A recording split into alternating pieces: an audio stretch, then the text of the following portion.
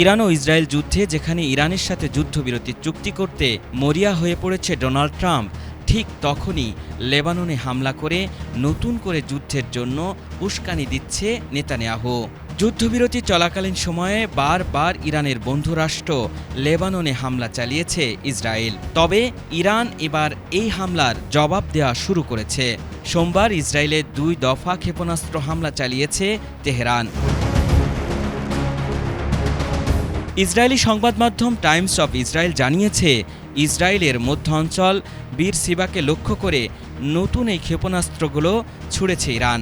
IDF জানিয়েছে, উত্তর ইসরায়েলের অনেক জায়গায় ক্ষেপণাস্ত্র সতর্ক অ্যালার্ম বেজে উঠলে তারা সতর্ক অবস্থান নেন। আর এই হামলার পর তাৎক্ষণিকভাবে ইসরায়েল জুড়ে স্কুল কলেজ সহ যাবতীয় শিক্ষা প্রতিষ্ঠান বন্ধের নির্দেশ দিয়েছেন নেতানিয়াহু। একই সঙ্গে নাগরিকদের বাড়িঘর ছেড়ে সেফ হোম এবং আশ্রয়কেন্দ্রে যাওয়ারও নির্দেশ দেওয়া হয়েছে।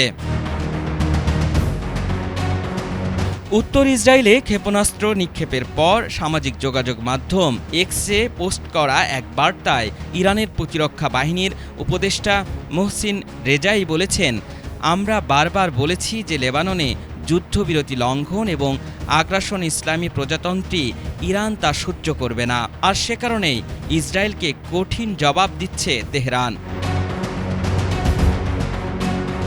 ইসরায়েলের বিরুদ্ধে চালানো এই হামলাকে শিক্ষামূলক জবাব হিসেবে বর্ণনা করে সামরিক অভিযান স্থগিতের ঘোষণা দিয়েছে ইরানের সশস্ত্র বাহিনী। তবে নতুন করে আগ্রাসন চালালে আরও কঠোর বিধ্বংসী প্রতিক্রিয়ারও হুঁশিয়ারি দিয়েছে তারা। একই সঙ্গে ইসরায়েলকে সতর্ক করে ইরানের বিপ্লবী গার্ড বাহিনী জানিয়েছে, নেতানিয়াহু যদি আগ্রাসন ও উস্কানিমূলক কর্মকাণ্ড অব্যাহত রাখে এবং দক্ষিণ লেবাননে হামলা চালায়, তবে আগের চেয়ে আরও কঠোর পদক্ষেপ নেবে ইরান।